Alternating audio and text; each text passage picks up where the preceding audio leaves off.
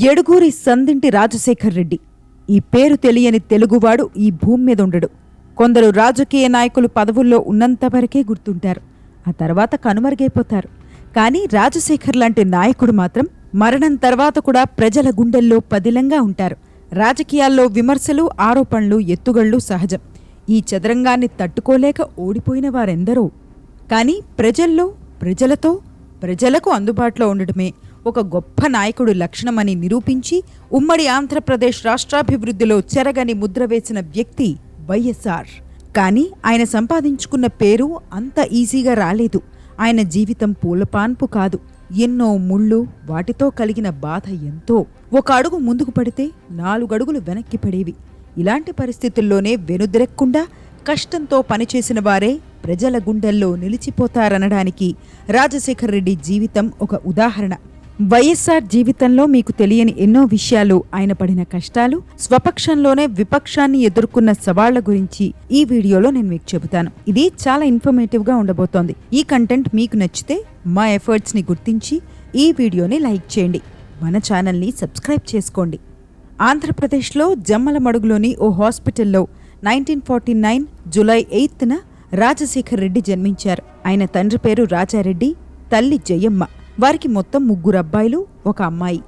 రాజశేఖర్ రెడ్డికి వాళ్ల తండ్రంటే చాలా గౌరవం, ప్రేమ. వైఎస్ఆర్కు 10 ఏళ్లున్నప్పుడు ఓ 8 ఏళ్ల బాలుడు వ్యవసాయ బావిలో పడిపోయి ప్రాణాల మీదకు తెచ్చుకున్నాడు. అసలేమీ ఆలోచించకుండా రాజశేఖర్ రెడ్డి కూడా బావిలో దూకి అతడి ప్రాణాలు కాపాడారట. వైఎస్ఆర్ ధైర్య సాహసాలు, సాయం చేసేందుకు ఎంత దూరమైనా వెళ్లే గుణాలను చూసి అందరూ ఆశ్చర్యపోయారు. 7వ తరగతి వరకు పులివెందుల్లో చదువుకున్న వైఎస్ఆర్ 8వ తరగతిలో బళ్ళారిలోని సెయింట్ జాన్స్ మిషనరీ హైస్కూల్లో చేరారు. సోదరులు జార్జ్, వివేక కూడా అదే స్కూల్లో చదువుకునేవారు. వారిని చూసుకునేందుకు తన స్నేహితుడు వెంకటప్పను పులివెందుల నుంచి బళ్ళారికి పంపించారు రాజారెడ్డి. వెంకటప్ప ఒక స్కూల్ టీచర్. ఈయన నుంచి క్రమశిక్షణ, నిబద్ధత, సోషలిస్ట్ భావాలను చిన్న వయసులోనే వైఎస్ఆర్ నేర్చుకున్నారు. తనకు జీవిత పాఠాలు నేర్పించిన మాస్టారుకు గుర్తుగా కొన్నేళ్ల తర్వాత పులివెందులలో ఆయన పేరుతో ఓ స్కూల్ని కూడా కట్టించారు వైఎస్ఆర్. పిఎస్యు కోసం బళ్ళారి నుంచి విజయవాడకొచ్చి ఆంధ్ర లయోలా కాలేజ్లో చేరారు రాజశేఖర్ రెడ్డి. ఎన్ఎస్ఎస్లో చురుకుగా ఉండటంతో మొదటి ఏడాదిలోనే ఆయన్ని లీడర్గా నియమించారు. అప్పట్నుంచి వైఎస్ఆర్ ఆలోచన సరళి మారిపోయింది. మరింత నిజాయితీగా, మరింత నిబద్ధతతో ఉండేవారు. వైద్య వృత్తిలో ప్రజలకు, ముఖ్యంగా పేదవాళ్లకు సాయం చేసే అవకాశం ఉంటుందన్న కారణంతో పిఎస్యు తర్వాత మెడిసిన్లో చేరాలని ఆయన నిర్ణయించుకున్నారు. కానీ వయస్సు చాలకపోవడంతో బీఎస్సీలో చేరి ఒక ఏడాది పాటు చదువుకుని ఆ తర్వాత గుల్బర్గా ఎంఆర్ మెడికల్ కాలేజ్లో మెడిసిన్లో చేరారు. ఈ కాలేజీ రాజశేఖర్ రెడ్డిలోని ఒక గొప్ప నాయకుణ్ణి బయటకు తీసుకొచ్చింది. 2వ ఏడాదిలో కాలేజ్ యూనియన్ సెక్రటరీ పదవికి వైఎస్ఆర్ పోటీ చేసి గెలిచారు. ఆ సమయంలో ఆయనలోని నాయకత్వ లక్షణాలను చూసి కేరళ, తమిళనాడు విద్యార్థులు కూడా రాజశేఖర్ రెడ్డికే ఓటేశారు. కాలేజ్ సెక్రటరీ అయిన తర్వాత తన వాక్చాతుర్యంతో అక్కడి వారిని ఆకట్టుకున్నారు. విద్యార్థుల మధ్య విపరీతంగా పెరిగిపోయిన కర్ణాటక, నాన్ కర్ణాటక ఫీలింగ్స్ ని చెరిపేసేందుకు కృషి చేశారు. ఆ తర్వాత విద్యార్థి సంఘం ఎన్నికల్లో పోటీ చేసి ప్రెసిడెంట్ అయ్యారు. రాజశేఖర్ రెడ్డిలోని కొన్ని లక్షణాలు ఆయన స్నేహితులను ఇన్స్పైర్ చేసేవి. అన్ని పనులు సమయానికి పూర్తి చేసేవారు. రూమ్ని నీట్గా ఉంచుకునేవారు. ఖర్చు పెట్టిన ప్రతి రూపాయికి లెక్కలు రాసుకునేవారు. స్నేహితులంటే ఆయనకు చాలా ఇష్టం. కానీ వారు తప్పు చేసినా, సమయానికి పనులు పూర్తి చేయకపోయినా మందలించేవారు. మరీ ముఖ్యంగా తోటి విద్యార్థి కష్టాల్లో ఉన్నారంటే సాయం చేసేంత వరకు వైఎస్ఆర్ ఆగేవారు కాదు. ఓసారి ఓ స్నేహితుడి తండ్రి సడన్ గా చనిపోవడంతో ఆర్థిక కష్టాల వల్ల అతను ఫీజు కట్టలేకపోయాడు. అది తెలుసుకున్న రాజశేఖర్ రెడ్డి వెంటనే స్నేహితుల దగ్గర డబ్బు పోగు చేశారు. అది కూడా సరిపోకపోవడంతో అప్పటికప్పుడు 480 కిలోమీటర్లు ప్రయాణించి పులివెందులకు వెళ్లి డబ్బు తీసుకొచ్చారు. పరిధికి మించి సాయం చేయడం ఎందుకు అని అడిగితే డబ్బులేమితో ఏ విద్యార్థి చదువుకు దూరం అవ్వకూడదు అని అనేవారు. అనంతర కాలంలో సీఎం అయిన తర్వాత విద్యార్థుల కోసం ఎన్నో పథకాలను ఆయన ప్రారంభించిన విషయం తెలిసిందే. మెడికల్ కాలేజ్లోనే రాజశేఖర్ రెడ్డికి రాజకీయాలపై ఆసక్తి, ఇష్టం పెరిగాయి. రాష్ట్ర, జాతీయ స్థాయి రాజకీయాల గురించి ఎప్పటికప్పుడు తెలుసుకుంటూ ఉండేవారు. జవహర్లాల్ నెహ్రూ రచనలు చదివేవారు. ఆ రచనల వల్ల రాజకీయాల్లోకి వెళ్లాలన్న ఇంట్రెస్ట్ పెరిగింది. కానీ రాజకీయాల్లోకి వెళ్లే ముందు చాలా సంవత్సరాల పాటు వైఎస్ఆర్ వైద్య వృత్తిలో కొనసాగారు. తిరుపతిలో వైఎస్ఆర్ హౌస్ సర్జన్ పూర్తవగానే కొడుకు కోసం రాజారెడ్డి పులివెందులలో ఒక ఆసుపత్రి నిర్మించాలని తలపెట్టారు. అది పూర్తయ్యేలోపు ఎక్స్పీరియన్స్ కోసం జమ్మలమడుగులోని తాను పుట్టిన ఆసుపత్రిలో వైద్యుడిగా పనిచేశారు వైఎస్ఆర్. 1972 ఫిబ్రవరిలో విజయమ్మతో రాజశేఖర్ రెడ్డి వివాహం జరిగింది. 1972 డిసెంబర్ 20న వీరికి జగన్మోహన్ రెడ్డి, 1973 డిసెంబర్ 17న షర్మిల జన్మించారు. ముఖ్యంగా షర్మిలంటే రాజశేఖర్ రెడ్డికి చాలా ఇష్టం. ఆమెనొక యువరాణిలా చూసుకునేవారు. ఎప్పుడు ఏదడిగినా కాదనకుండా ఇచ్చేవారు. కూతురు పుట్టిన కొన్ని రోజులకే వైఎస్ రాజారెడ్డి హాస్పిటల్లో వైఎస్ఆర్ చేరారు. కాలేజ్ సమయంలో గొప్ప నాయకుడిగా ఎదిగిన రాజశేఖర్ రెడ్డిని ఈ హాస్పిటల్ ఒక గొప్ప మనిషిగా తీర్చిదిద్దింది. 70 పడకల ఆసుపత్రిని చాలా నీట్గా చూసుకునేవారు.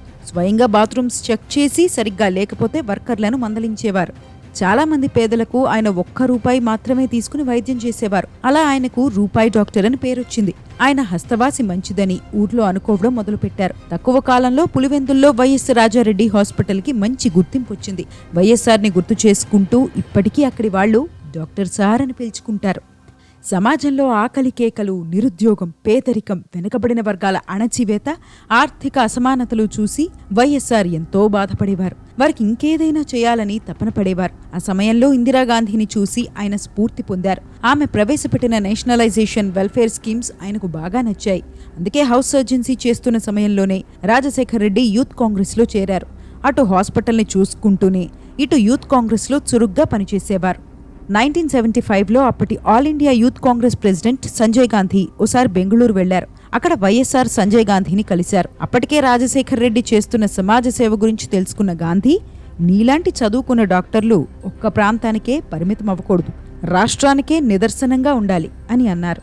అప్పట్నుంచి వైఎస్ఆర్ యూత్ కాంగ్రెస్ కోసం చాలా కష్టపడి పనిచేశారు. పులివెందుల, జమ్మలమడుగులో తనకంటూ ప్రత్యేక గుర్తింపు తెచ్చుకున్నారు.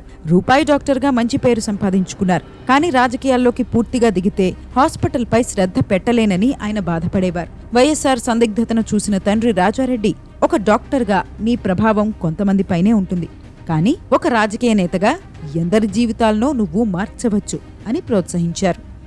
అలా 1975లో జిల్లా యువజన కాంగ్రెస్ కార్యదర్శిగా రాజకీయాల్లో రాజశేఖర్ రెడ్డి మొట్టమొదటి అడుగు పడింది. చాలా తక్కువ కాలంలోనే కడప జిల్లాలో ఒక ముఖ్య నాయకుడిగా ఎదిగారు. 1977 లోక్సభ ఎన్నికల్లో కడప జిల్లా నుంచి కాంగ్రెస్ గెలుపును తన భుజాల మీద వేసుకుని ప్రచారం చేశారు. ఆ తర్వాత జరిగిన ఒక సంఘటన వైఎస్ఆర్ నిజాయితీకి నిదర్శనంగా నిలిచింది. 1978 ఎన్నికల తర్వాత ఆంధ్రప్రదేశ్లో కాంగ్రెస్ పార్టీ రెండుగా చీలిపోయింది. కాసు బ్రహ్మానందరెడ్డి, జలగం వెంగళరావు మద్దతుతో రెడ్డి కాంగ్రెస్ అనే కొత్త పార్టీ పుట్టుకొచ్చింది. కడపలో చురుగ్గా పనిచేస్తున్న వైఎస్ఆర్పై వారి దృష్టి పడింది. రానున్న అసెంబ్లీ ఎన్నికల్లో ఎమ్మెల్యే టికెట్ ఇస్తామని వారు ఆఫర్ చేశారు. దానికి రాజశేఖర్ రెడ్డి ఒప్పుకున్నారు. అయితే ఆ తర్వాత ఇందిరా కాంగ్రెస్, జనతా పార్టీలు కూడా వైఎస్ఆర్ని సంప్రదించాయి. కానీ మొదట మాట ఇచ్చారు కాబట్టి రెడ్డి కాంగ్రెస్ టికెట్ పైన బరిలో దిగారు. రెడ్డి కాంగ్రెస్ కి భవిష్యత్తు లేదని తెలిసినా ఇచ్చిన మాట తప్పకూడదని పోటీ చేశారు. నాటి ఎన్నికల్లో రెడ్డి కాంగ్రెస్ నుంచి గెలిచిన ఇద్దరిలో ఒకరు వైఎస్ఆర్. ఆ తర్వాత రెడ్డి కాంగ్రెస్ నేతలు, ఎమ్మెల్యేలు ఇందిరా కాంగ్రెస్లో కలిసిపోవడానికి ఎక్కువ సమయం పట్టలేదు. 1980లో అంజయ్య క్యాబినెట్లో రాజశేఖర్ రెడ్డికి గ్రామీణాభివృద్ధి శాఖ లభించింది. ఎమ్మెల్యే అయిన మొదటిసారే ఆయనకి మంత్రి పదవి దక్కడం విశేషం. మంత్రి అవడంతో తాను ఎంతగానో ప్రేమించిన హాస్పిటల్ని ఇతరులకు అప్పగించి పులివెందులను విడిచి హైదరాబాద్కి షిఫ్ట్ అయ్యారు. 1980s దశకంలో ఆంధ్రప్రదేశ్ కాంగ్రెస్ చుట్టూ చాలా వివాదాలుండేవి. సీఎంలు ఎప్పటికప్పుడు మారుతుండేవారు. కానీ ఎవరు సీఎం కుర్చీలో కూర్చున్నా వైఎస్ఆర్కి మాత్రం క్యాబినెట్లో సీటు దక్కేది. అంజయ్య క్యాబినెట్లో గ్రామీణాభివృద్ధి శాఖతో పాటు ఆరోగ్య శాఖ మంత్రిగా, అనంతరం 1982లో భవనం వెంకట్రామిరెడ్డి క్యాబినెట్లో అబ్కారీ శాఖ మంత్రిగా, కోట్ల విజయభాస్కర్ రెడ్డి మంత్రివర్గంలో విద్యాశాఖ మంత్రిగా పనిచేశారు. ఈయన హయాంలోనే ఆంధ్రాలో తొలిసారిగా మధ్యాహ్న భోజన పథకం ప్రారంభమైంది. కానీ 1983 ఎన్నికలు ఆంధ్రప్రదేశ్ కాంగ్రెస్కు ఒక పీడకలగా మిగిలిపోయాయి. ఎన్టీ రామారావు ప్రభంజనంతో కాంగ్రెస్ కుదేలైంది. టీడీపీ దెబ్బకి మహానేతలు డిపాజిట్లు కోల్పోయారు. కొన్ని చోట్ల కాంగ్రెస్ ఖాతా కూడా తెరవలేదు. కానీ రాజశేఖర్ రెడ్డి మాత్రం పులివెందుల నుంచి సునాయాసంగా గెలిచారు. ఎన్టీఆర్ ఎంట్రీతో ఆంధ్రప్రదేశ్ కాంగ్రెస్కు కోలుకోలేని దెబ్బ పడింది. అప్పటికే అంతర్గత కలహాలు, మాటిమాటికి సీఎంల మార్పుతో పార్టీ మీద ప్రజలకు, కార్యకర్తలకు నమ్మకం సన్నగిల్లింది. ఈ సమయంలో రాజీవ్ గాంధీని కలిసిన రాజశేఖర్ రెడ్డి పార్టీలో సమస్యలను వివరించారు. ఏపీ కాంగ్రెస్ కి పునర్వైభవాన్ని తీసుకురావాలంటే ఏం చేయాలో సూచించారు. వైఎస్ఆర్ చిత్తశుద్ధి గాంధీకి బాగా నచ్చింది. ఎన్టీఆర్ రేంజ్ ని, ప్రజల్లో ఆయనకున్న ఫాలోయింగ్ ని అర్థం చేసుకున్న రాజీవ్ గాంధీ ఆయన్ని తట్టుకుని నిలబడి పార్టీని మళ్లీ బలోపేతం చేసేందుకు పీసీసీ అధ్యక్షుడు అవ్వాలని వైఎస్ఆర్ కి చెప్పారు. అలా 1983 ఆగస్టు 10న 34 ఏళ్లకే పీసీసీ అధ్యక్షుడిగా రాజశేఖర్ రెడ్డి బాధ్యతలు చేపట్టారు. వీడియోలో ముందుకు వెళ్లే ముందు చిన్న విషయం. ఇప్పటి వరకు మీరు చూసిన కంటెంట్ మీకు నచ్చితే ఈ వీడియోని లైక్ చేయండి. మీ ఫ్రెండ్స్తో షేర్ చేయండి. వైఎస్ఆర్ గురించి మీ అభిప్రాయాలను కామెంట్ చేయండి. Back to topic. వైఎస్ఆర్ రాజకీయ ప్రస్థానంలో ఇతర పార్టీల కన్నా సొంత పార్టీ నుంచే ఆయన ఎన్నో సవాళ్లను ఎదుర్కొన్నారు. అతి తక్కువ వయస్సుకే వైఎస్ఆర్ పీసీసీ ప్రెసిడెంట్ అవ్వడం సొంత పార్టీలోని చాలా మంది సీనియర్లకు నచ్చలేదు. ఎన్నోసార్లు ఆయన మనస్థైర్యాన్ని దెబ్బతీసేందుకు ప్రయత్నించారు. ఆయన చాలా మాటలు పడ్డారు. కానీ పార్టీని బలోపేతం చేస్తానని రాజీవ్ గాంధీకి ఇచ్చిన హామీతో మాట నిలబెట్టుకునేందుకు విమర్శలను పట్టించుకోకుండా ముందుకు కదిలారు. పంచాయతీ ఎన్నికలు, మున్సిపల్ ఎన్నికలు ఇలా అన్నిట్లో చురుగ్గా పనిచేశారు. ఒక్కోసారి పోలింగ్ ఏజెంట్గా కూడా కూర్చునేవారు. ఇంత కష్టం ఎందుకు అని అడిగితే, ఇది కష్టం కాదు, సవాళ్లను ఎలా ఎదుర్కోవాలో నేర్చుకుంటున్నా అని అనేవారు. 1985లో ఎన్టీఆర్ మధ్యంతర ఎన్నికలకు పిలుపునిచ్చారు. ప్రజల్లో ఆయనకు ఫాలోయింగ్ తగ్గలేదు. కాంగ్రెస్ పార్టీకి ఓటమి మళ్లీ తప్పలేదు. 49 స్థానాలతో మునుపటి ఎన్నికల కంటే ఈసారి ఇంకా తక్కువ సీట్లు రావడంతో కాంగ్రెస్ ఓటమికి నైతిక బాధ్యత వహిస్తూ 1985 మార్చి 7న పీసీసీ అధ్యక్ష పదవికి వైఎస్ఆర్ రాజీనామా చేశారు. కానీ పార్టీకి సేవ చేయడం, ప్రజల సమస్యలను అర్థం చేసుకోవడం మారలేదు. రాయలసీమలో 1980s దశకంలో కరువు కష్టాలు తీవ్రంగా ఉండేవి. కృష్ణా జలాలను రాయలసీమకు సరిపడా కేటాయించాలని డిమాండ్లు పెరిగాయి. రాయలసీమ నేతలు కలిసి ఉద్యమిస్తే ప్రభుత్వంపై ఒత్తిడి తీసుకురావచ్చని భావించిన వైఎస్ఆర్ అందుకోసం ఏర్పాటు చేసిన జాయింట్ యాక్షన్ కమిటీకి అధ్యక్షుడయ్యారు. 1986 జనవరి 1న పోతిరెడ్డిపాడు పాదయాత్ర చేపట్టారు. 60 గ్రామాలు, 6 పట్టణాల చుట్టూ 500 కిలోమీటర్లు సాగిన పాదయాత్రలో చాలా విషయాలను తెలుసుకున్నారు. నాయకులు ఆఫీసుల్లో కాకుండా ప్రజల్లో, ప్రజల మధ్యలో ఉంటే మేలు జరుగుతుందని, నాయకత్వానికి కావలసిన లక్షణాల్లో మొదటిది ప్రజలకు అందుబాటులో ఉండడమని నాటి పాదయాత్ర సందర్భంగా రాజశేఖర్ రెడ్డి అన్నారు. విలువలతో కూడిన రాజకీయ నాయకుడిగా వైఎస్ఆర్కి ఇంకా మంచి గుర్తింపు లభించింది. ఆయన ఎక్కడికెళ్లినా ప్రజలు గౌరవించేవారు. వీటిని దగ్గరగా చూసిన రాజశేఖర్ రెడ్డి తనయుడు జగన్ తండ్రిలాగే మంచి పనులు చేస్తూ ప్రజల మనసుల్లో ఉండాలని చిన్నప్పుడే భావించారు. మరోవైపు 1989 లోక్సభ ఎన్నికల్లో తొలిసారిగా ఎంపీ సీటుకు వైఎస్ఆర్ పోటీ చేశారు. టీడీపీ అభ్యర్థి ఎంవి రమణారెడ్డిపై 1.65 లక్షల ఓట్ల మెజార్టీతో గెలిచారు. ఇటు రాష్ట్ర అసెంబ్లీ ఎన్నికల్లో కాంగ్రెస్ విజయం సాధించింది. మర్రి చెన్నారెడ్డి సీఎం అయ్యారు. కానీ చెన్నారెడ్డితో రాజశేఖర్ రెడ్డికి విభేదాలుండేవి. ప్రజా సమస్యలపై ప్రభుత్వం సరిగా స్పందించడం లేదని వైఎస్ఆర్ భావించేవారు. ఇదే విషయాన్ని బలంగా చెప్పేవారు. ఇది పార్టీలోని కొందరికి నచ్చలేదు. వైఎస్ఆర్ని అసమ్మతివాదిగా ముద్ర వేశారు. వాటిని ఆయన లెక్క చేయలేదు. సొంత పార్టీ అధికారంలో ఉంటే ఏంటి, తప్పులు చేస్తే నోరు విప్పకూడదా, ప్రశ్నించకూడదా అని ఆయన నిలదీసేవారు. ఇలా రాజశేఖర్ రెడ్డి తన గట్స్తో చాలా మందిని ఇంప్రెస్ చేశారు. ఆయనపై ఉన్న అసమ్మతి ముద్ర చెరిగిపోయింది. 1990లో సీఎంని మార్చాలని అధిష్టానం భావించింది. సీఎల్పీ సమావేశంలో మెజారిటీ ఎమ్మెల్యేలు వైఎస్ఆర్ని ముఖ్యమంత్రి చేస్తే చూడాలని ఉందని అభిప్రాయపడ్డారు. కానీ అధిష్టానం నచ్చిన వారిని సీఎం చేయడం పార్టీ విధానం కావడంతో ముఖ్యమంత్రి పదవిని ఎవరికివ్వాలనేది హైకమాండ్కే వదిలేశారు. అలా నాడు నేదురుమల్లి జనార్దన్ రెడ్డి సీఎం అయ్యారు. రాజశేఖర్ రెడ్డికి సీఎం పదవి చేతికొచ్చినట్టే వచ్చి చేజారిపోయింది. ఆయన బాధపడలేదు, వెనుదిరగలేదు. జనార్దన్ రెడ్డికి తన పూర్తి స్థాయి మద్దతు తెలిపారు. 1991లో నేషనల్ ఫ్రంట్ ప్రభుత్వం కుప్పకూలడంతో మళ్లీ లోక్సభ ఎన్నికలు జరిగాయి. నాటి ఎన్నికల్లో కడప నుంచి ఎంపీగా పోటీ చేసి 4.5 లక్షల ఓట్ల భారీ మెజార్టీతో వైఎస్ఆర్ విజయం సాధించారు. అప్పట్లో యావత్ భారతదేశంలోనే ఇది రెండో అతిపెద్ద మెజారిటీ. వైఎస్ఆర్ని ప్రజలు ఎన్నిసార్లు గెలిపించినా పార్టీ పదవుల విషయానికొచ్చేసరికి ఏదో ఒక సమస్య వచ్చేది. సీఎం పదవి మిస్ అవ్వడమే కాదు, ఏఐసీసీ ప్రధాన కార్యదర్శి, సిడబ్ల్యూసీ సభ్యుడిగా ఆయన పేరు ప్రతిపాదించినా ఎవరో ఒకరు కుట్ర చేసి అడ్డుకునేవారు. ఇలా ఎన్నో అవకాశాలు రాజశేఖర్ రెడ్డి చేతుల నుంచి చేజారిపోయాయి. స్వపక్షంలోనే ప్రతిపక్షాన్ని అనుభవించిన అతి తక్కువ మంది రాజకీయ నాయకుల్లో వైఎస్ఆర్ ఒకరు. అయినా ఆయన మాత్రం ఏనాడో ఆత్మవిశ్వాసం కోల్పోలేదు. తనకు వ్యతిరేకంగా సొంత పార్టీ సభ్యులే పనిచేస్తున్నా ఆయన కలత చెందలేదు. రాజశేఖర్ రెడ్డి పాపులారిటీని తగ్గించాలని చంద్రబాబు నాయుడు భావించేవారని చెబుతూ ఉంటారు. మరీ ముఖ్యంగా 1996 లోక్సభ ఎన్నికల్లో వైఎస్ఆర్ ఓటమే లక్ష్యంగా చంద్రబాబు పనిచేశారని విమర్శలున్నాయి.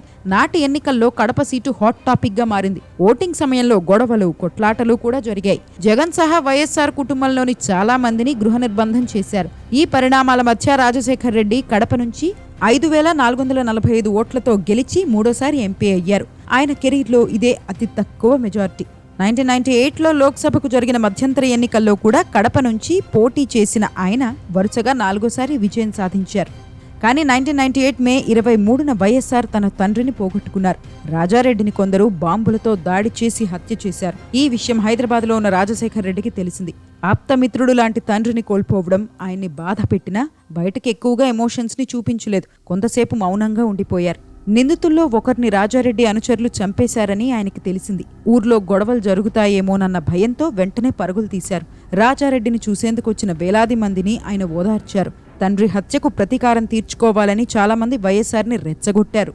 కానీ కక్ష సాధింపులతో పోయిన ప్రాణం తిరిగొస్తుందా? రానప్పుడు ఆ ఆలోచనలతో ఏం ప్రయోజనం అంటూ దేవుడు చూసుకుంటాడని వదిలేయండని అన్నారట.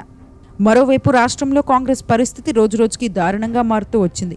1994 ఎన్నికల్లో కేవలం 26 సీట్లకే పరిమితమైంది. పార్టీని బలోపేతం చేసేందుకు, కార్యకర్తల్లో ఉత్సాహాన్ని నింపేందుకు ఒక సమర్థవంతమైన నాయకుడు కావాలన్న ఉద్దేశంతో 1998లో పీసీసీ అధ్యక్ష పదవిని తిరిగి రాజశేఖర్ రెడ్డికి అప్పగించింది హైకమాండ్. ఆ పదవిని చేపట్టిన వెంటనే ఆయన తన పనిని మొదలుపెట్టారు. జీవితంలో ఓటములు సహజమని, లక్ష్యాన్ని మాత్రం మర్చిపోకూడదని పార్టీ నేతల్లో, కార్యకర్తల్లో ఉత్సాహాన్ని నింపారు. ఆ సమయంలో పార్టీని నిలబెట్టేందుకు ఒక నేతగా కాకుండా ఒక కార్యకర్తగా పనిచేశారు. తదుపరి అసెంబ్లీ ఎన్నికల కోసం పార్టీని సిద్ధం చేశారు. కానీ 1999 ఎన్నికల్లో ఊహించని షాక్ ఎదురైంది. సొంత మామను వెన్నుపోటు పొడిచి సీఎం పదవిని కైవసం చేసుకున్నారని చంద్రబాబుపై విమర్శలు వెల్లువెత్తుతున్న సమయం అది. ఆయన్ని ప్రజలు నమ్ముతారా, ఓటు వేస్తారా అని జోరుగా చర్చలు జరిగాయి. కానీ నాటి ఎన్నికల్లో టీడీపీకి 180 శాసనసభ సీట్లు దక్కాయి. కాంగ్రెస్ 91 చోట్ల గెలిచింది. వైఎస్ఆర్ మాత్రం టీడీపీ అభ్యర్థిపై 30,000 ఓట్ల మెజార్టీతో గెలిచారు. అంచనాలకు తగ్గట్టు పార్టీ రాణించకపోవడంతో సీఎల్పీ బాధ్యతలు చేపట్టేందుకు వైఎస్ఆర్ ఇష్టపడలేదు. కానీ ఆ పదవికి రాజశేఖర్ రెడ్డి అర్హుడని ఎమ్మెల్యేలతో పాటు పార్టీ హైకమాండ్ భావించింది. సీనియర్ నేతల మద్దతుతో వైఎస్ఆర్ సీఎల్పీ నేతగా బాధ్యతలు స్వీకరించారు. అసెంబ్లీలో ప్రతిపక్ష నేతగా సమర్థవంతమైన పాత్ర పోషించిన రాజశేఖర్ రెడ్డి అనేక మార్లు ప్రభుత్వాన్ని ఇరకాటంలో పెట్టారు. ప్రజా సమస్యలపై పాలకులను నిలదీసేవారు. చంద్రబాబు నాయుడు ప్రభుత్వం విద్యుత్ ఛార్జీలను 20% పెంచుతూ విద్యుత్ సంస్కరణలను ప్రవేశపెట్టింది. ప్రతిపక్ష పార్టీలు ఉద్యమించాయి. ప్రజల శ్రేయస్సు కోసమంటూ శాసనసభ లాబీలో వైఎస్ఆర్ నిరాహార దీక్షకు దిగారు. ఆయన్ని మార్షల్స్ బలవంతంగా బయటకు తోసేశారు. అయినప్పటికీ ఓల్డ్ ఎమ్మెల్యే క్వార్టర్స్ ఆవరణలో దీక్ష కొనసాగించారు. సంస్కరణల పేరుతో పెంచిన విద్యుత్ ఛార్జీలను తగ్గించకపోతే ఆత్మాహుతికైనా సిద్ధమని బోల్డ్ ప్రకటన చేశారు రాజశేఖర్ రెడ్డి. ఆమరణ నిరాహార దీక్ష 9వ రోజు ముగిసే సమయానికి ఆయన 6 కేజీలు తగ్గారు. శరీరం నీరసంగా మారింది. కానీ ఆయన దీక్షను ఆపలేదు. చివరికి ఆగస్టు 28న చలో అసెంబ్లీ కార్యక్రమాన్ని చేపట్టారు. లక్షలాది మంది ప్రజలు తరలి వెళ్లారు. ఈ ర్యాలీపై పోలీసులు ఫైరింగ్ చేశారు. 2 మరణించారు. చాలా మంది గాయపడ్డారు. ఉద్యమంలో హింసను, ప్రజల మరణాలను చూసి బాధపడిన వైఎస్ఆర్ చివరికి 14 రోజుల పాటు సాగిన నిరాహార దీక్షను విరమించారు. 2004 ఎన్నికల కోసం 1999 నుంచే పార్టీని సిద్ధం చేశారు వైఎస్ఆర్. పార్టీ శ్రేణులకు దిశానిర్దేశం చేస్తూ, అందరికీ నేనున్నానంటూ భరోసా ఇస్తూ దీక్షలు, పోరాటాలు, ధర్నాలు, మీటింగ్లు, పాదయాత్రలు, రాస్తారోకోలు చేపట్టి ప్రజలకు మరింత చేరువయ్యారు. ఫ్రెండ్స్, వీడియో డ్యూరేషన్ దృష్టిలో పెట్టుకుని వైఎస్ఆర్ జీవిత కథను 2 వీడియోలుగా చేశాను. ఈ వీడియో ఇక్కడితో ముగుస్తుంది. 2003 పాదయాత్ర, 2004లో సీఎం పదవి, ముఖ్యమంత్రిగా వైఎస్ఆర్ తీసుకొచ్చిన పథకాలు, సాధించిన అభివృద్ధి, 2009 ఎన్నికల్లో గెలుపు వంటి విశేషాలను 2వ వీడియోలో సవివరంగా చెబుతాను. అంతేకాదు రాజశేఖర్ రెడ్డి హెలికాప్టర్ ప్రమాదం, ఆయన మరణం గురించి కూడా ఆ వీడియోలో డీటెయిల్డ్గా వివరిస్తాను. ఇది ఫ్రెండ్స్ ఇవాల్టి వీడియో. ఈ కంటెంట్ మీకు నచ్చితే ఈ వీడియోని లైక్ చేయండి. ఇలాంటి మరిన్ని కంటెంట్స్ కోసం మన ఛానల్ని సబ్స్క్రైబ్ చేసుకోండి. Part 2 coming up very soon. Stay tuned.